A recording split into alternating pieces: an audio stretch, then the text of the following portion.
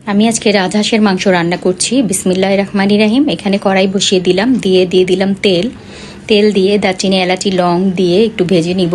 এবার দিয়ে দিব পেঁয়াজ কুচি, দিয়ে কতক্ষণ ভেজে নিয়ে একটু নরম হয়ে আসলে দিয়ে দিব লবণ, পরিমাণ মতো লবণ দিয়ে নেড়ে চেড়ে দিয়ে দিব আদা বাটা রসুন বাটা দিয়ে একটু পানি দিয়ে কষিয়ে নিব।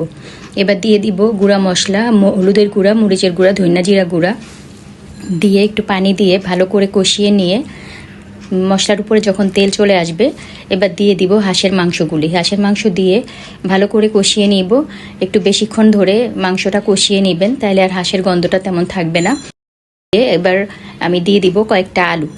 আপনারা দিলে দিতে পারেন, না দিলেও চলবে। আমি আসলে আলু মাংসতে পছন্দ করি, এজন্য দিলাম। দিয়ে ভালো করে নেড়ে চেড়ে এবার দিয়ে দিব গরম পানি দিয়ে এবার ঢেকে দিব সিদ্ধ হওয়ার জন্য। এই তো কিছুক্ষণ জাল দেওয়ার পর ঝোলটা কমে আসলে এই তো হয়ে গেল রাজহাঁসের মাংস। রেসিপিটি ভালো লাগলে চ্যানেলটি সাবস্ক্রাইব করবেন।